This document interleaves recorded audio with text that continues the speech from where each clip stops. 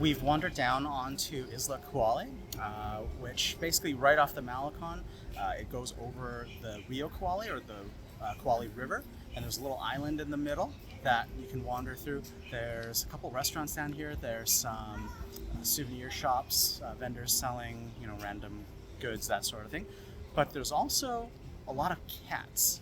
For whatever reason, this basically is Cat Island, and so we're gonna go try to find some right now.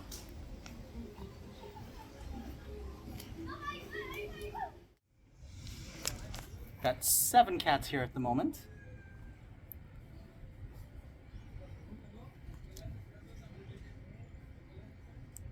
Most of them have the clipped ear, indicating that they've actually been spayed or neutered, and then re-released out here. Buddy. The next day.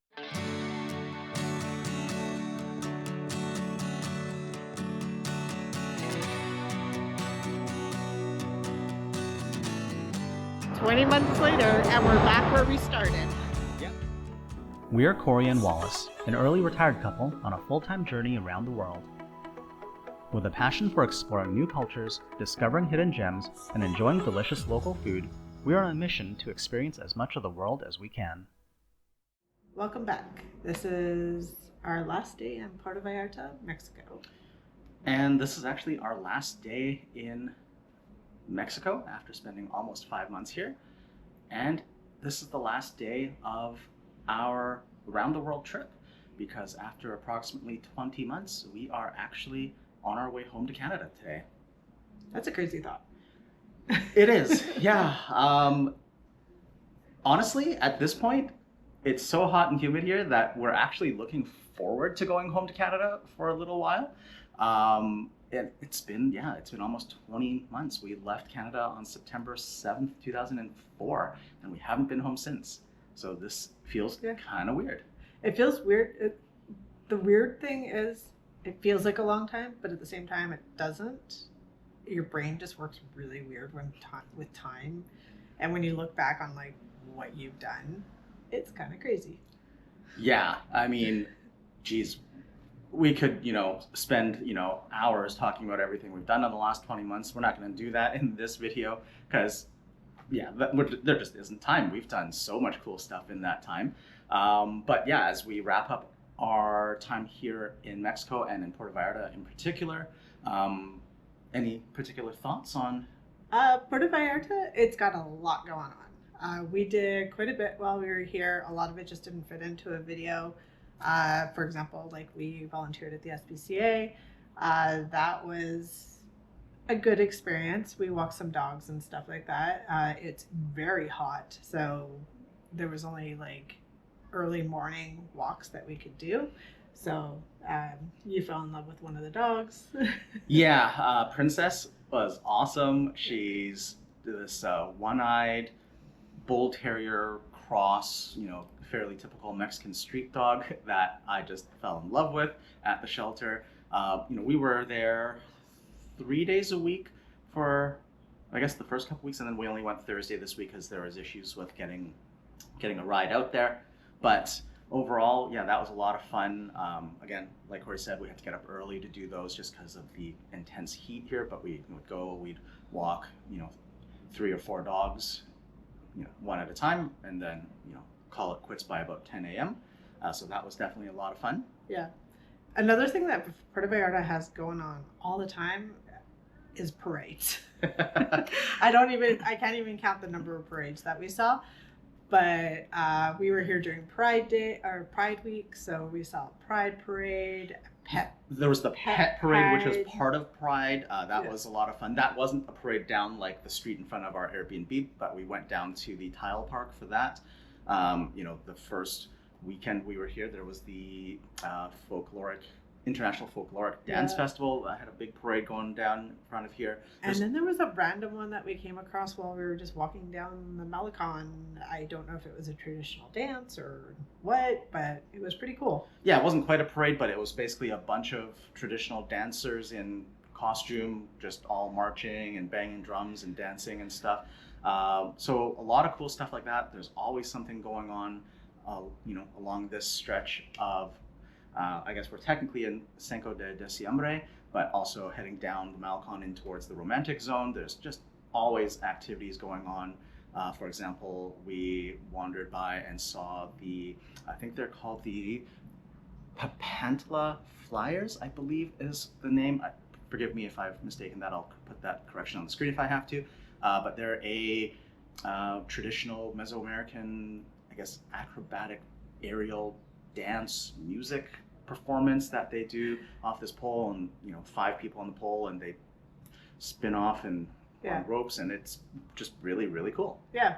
To be fair, that one's easy to catch. If you're here any time in the evening, they go, I think, 2 or 3 times in the evening, so it's pretty easy to catch. If you're here, wander down the Malecon during the evening and you'll catch them at some point. Yeah. So, I mean, we've done a couple videos while we were here. We did the Los Arcos tour. We did Los Veranos canopy tour for some ziplining, which was a lot of fun. And we have done that one before in the past. There's other things that we didn't get a chance to do this trip while we were here, partly because of the time of year, the weather, the heat. It's now the end of May, and it is getting incredibly hot and humid because we're in shoulder season, about to transition to like the hot, wet part of the year here. When, let's face it, most tourists stop coming this time of year because the weather is pretty bad. So, we didn't go to Yalapa because the waterfall would have been dried up this time of year.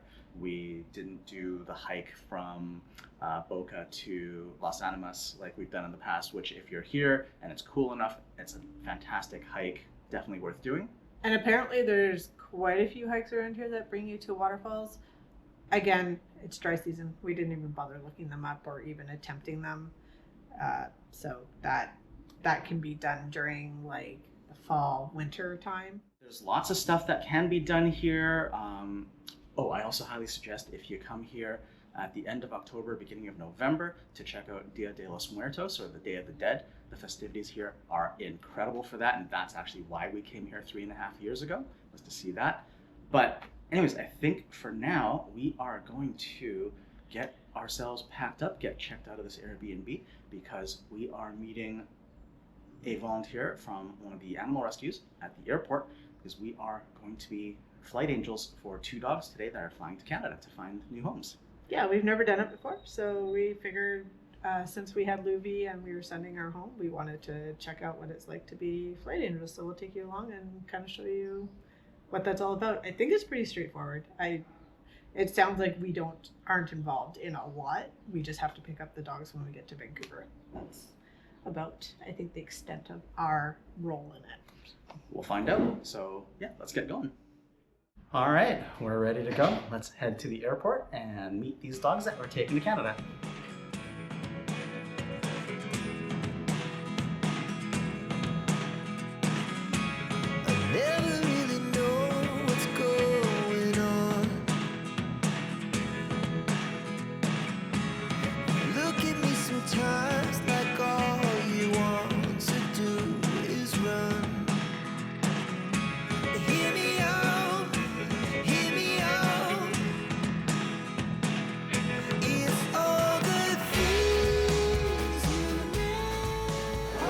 We have arrived at the airport.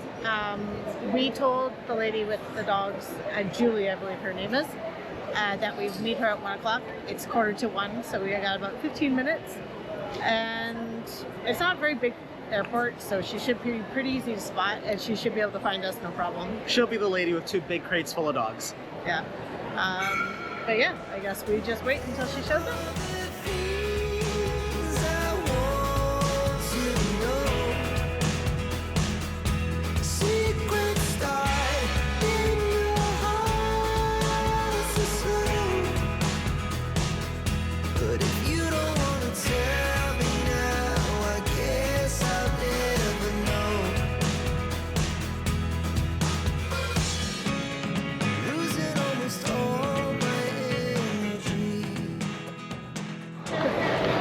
All right, that was a little bit of a whirlwind, but we are now checked in with Axel and Luna. Julie is going to stay there at the check-in gate and wait about another hour before the dogs get sent through in their kennels because it's a little too early. In the meantime, Cory and I are going to go through security.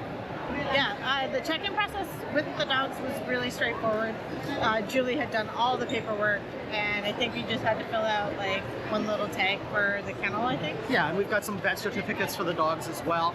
So it's pretty straightforward. Julie's done this like 20-something times over the last 4 years, so she's a seasoned pro at it. Anyways, we're going to get going now.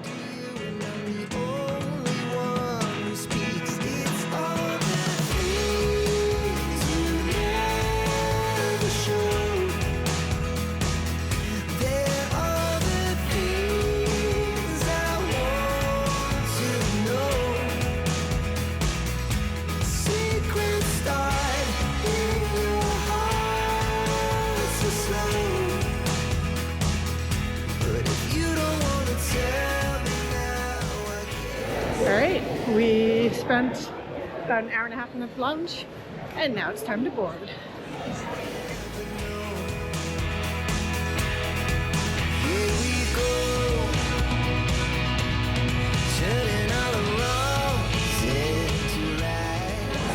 I think that's the easiest lounge to boarding transition we've had. Very orderly for Air Canada, honestly. Actually, they've been pretty good the last couple of times, so impressed. Yeah, we just walked out of the lounge and literally we boarded 2 seconds later. All right, we've boarded our Air Canada Rouge flight back to Vancouver. The dogs are boarded as well. We got confirmation from Julie. Fortunately, we're on a wait list for technically business class, but it's a pretty full plane, so didn't get that. No big surprise there. And it's going to be about a 5-hour flight back home. And we have in-flight entertainment, which we have not had very often, so that'll be nice. True. We are on a Air Canada Rouge 737 MAX 8 today, row 12, seat A and B. Decent amount of space in the overhead bins, honestly. Being a MAX 8, it's got a little bit more leeway for luggage space. As usual, it's pretty tight legroom. Luckily, we're short, but we do have in-flight entertainment today. So yeah, that'll help pass the time for this 5-hour flight.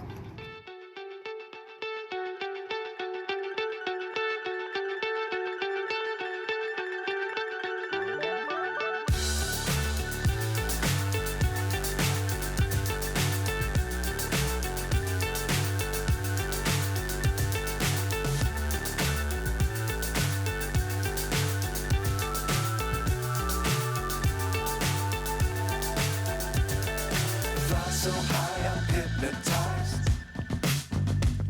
What's up is down, what's left is right. Chasing stars and holding you. I can't see the end, but we'll see it through.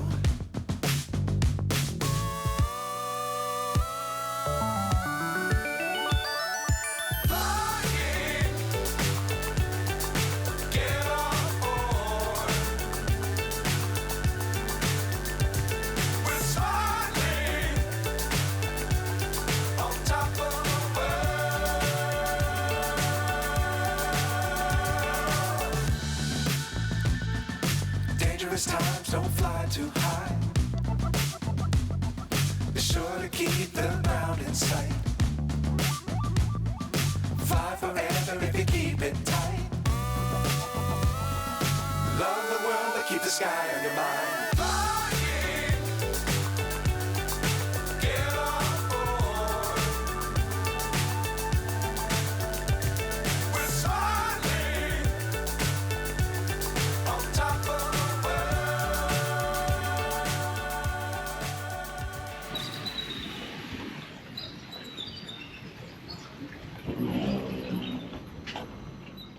We are back in Canada for the first time in 600 days exactly since we left.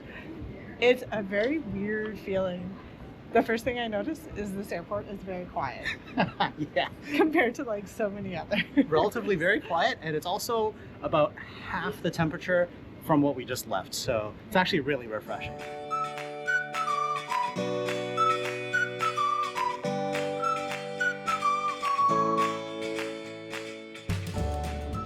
Customs So far has been a breeze, and we are up in the front of the plane, so that was pretty easy. We are now just waiting at oversized baggage to get the dogs in the kennels, and then we have to actually go through customs and declare all the paperwork for that. So we'll see how long that takes.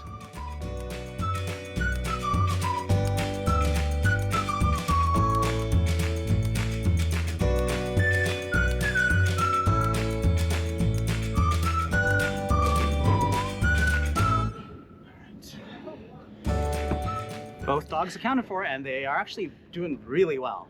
Yeah, they're nice and calm.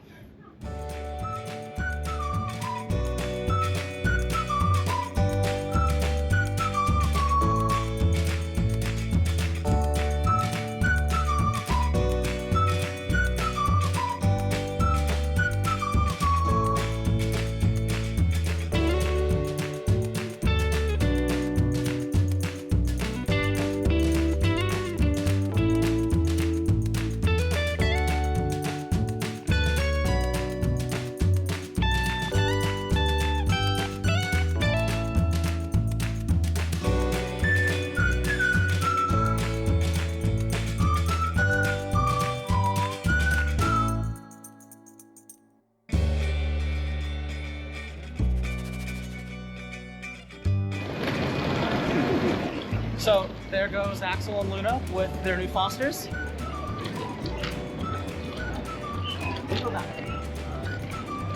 And we're going that way to get an Uber.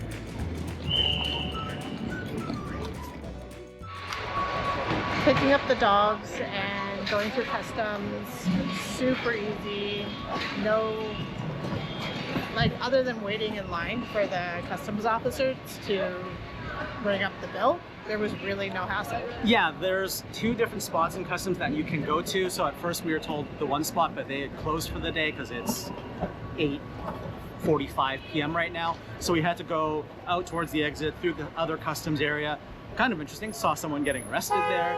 So someone's having a bad day right now. But yeah, it was pretty straightforward. It was a $45 fee to process both of them in, And which the rescue reimbursed us for. Yeah. And they've been handed off to the fosters now. And yeah, so they're going to be fostering them for 12 days, and then they have a forever home for them in Salt Springs Island, and they're going to go together. So that's awesome. that's very awesome. So Those are very lucky dogs because Yes. Salt Springs Island is gorgeous.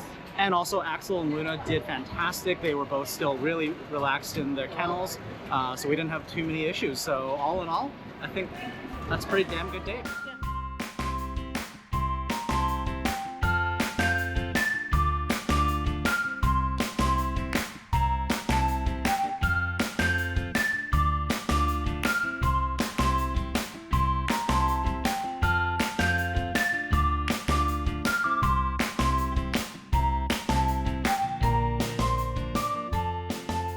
20 months later, and we're back where we started.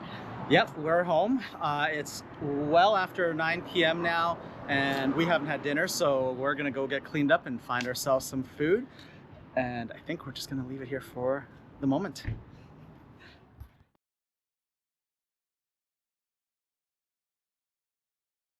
It's a few weeks later.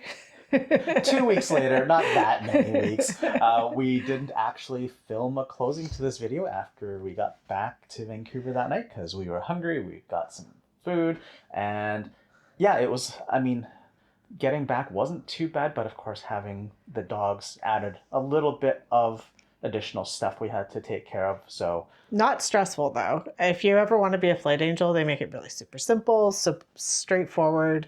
They don't mess around with pay. Like if you have any costs, they pay you back immediately. So yeah, if you ever want to be a flight angel, super easy, simple, straightforward. Go for it. Yeah, absolutely. So at the end of the day, Axel and Luna were with a foster family here in Vancouver for 12 days. And at this point now, they will be in their forever home together in Salt Spring Island, which is just fantastic news. Yeah. I mean, we had like literally no contact with the dogs. We picked them up at the airport and handed them off. That was the extent. We found out the information from the foster family that they're going to Salt Spring Island. other than that, we haven't seen them, had any contact or anything like that. So, Yeah. yeah. Yeah, as far as coming back, it's been a whirlwind these last couple of weeks. Yeah, we've been staying with my parents here in Vancouver, so just some family time, helping the parents out, and just getting kind of caught up with a few things, some administrative stuff that we need to take care of, like driver's license renewal, passport renewal for Cory, that sort of thing. Taking care of the truck. Yeah, a lot of maintenance on my truck that was sitting in storage. Our GoPro had to go in. As you can see, we got lav mics now, and we have the DJI, so the audio should be better. Hopefully the audio's a lot better moving now. forward. But other than that, like, yeah, it's just been errands, taking care of family, stuff like that. So, thoughts on being home in Canada? It felt kind of weird at first. It kind of felt like we were coming back from a vacation, which we're not. Maybe just because we slipped into like that role again. It just feels like we're down in Vancouver on vacation and then we have to go back home to work, but that is not the case. And I think I'm getting used to that now. So Also, we have no home technically, so there's that. true. But it still feels like we have a home to go to. Yeah, honestly, you know, after 20 months of full-time travel around the world, sometimes it is still hard to believe that this is our life. We don't have a permanent home. You know, we're going to be kind of couch surfing, hopping between my parents, Cory's parents. We'll visit some friends along the way. And then in mid-September, we're going to be leaving the country and doing it all over again. And that still doesn't really feel real sometimes. Yeah. But yeah, we'll take you along on some of the adventures that we do in Vancouver. I think we have a few things that we want to check out. We're supposed to get some really nice weather soon, so stay tuned for that. And then we'll take you along when we go for another round of world trip. That's the idea. So yeah, I think we're going to leave this video there. We just wanted to thank you guys for joining us on our trip around the world. It's absolutely crazy still to think that we were out of the country for 600 full days. And in that time, according to Great Circle Mapper, we traveled a total of 76,234 kilometers. That's 1.9 times the circumference of the Earth. So we almost went around the world twice in that time and visited 24 countries in that period, which is just incredible. So much to see still, on the next time we, head off on a trip. But yeah, so thank you guys for coming along with us. We hope you enjoyed the videos. Still learning. Yes, very much so. There's always going to be, more to learn, more to see. So stay tuned. But anyways, thanks very much for watching. We hope you've enjoyed this video. If you did, please hit the thumbs up to give us a like and make sure to subscribe. And join us in our other videos for more adventures. Until then, stay curious and keep exploring.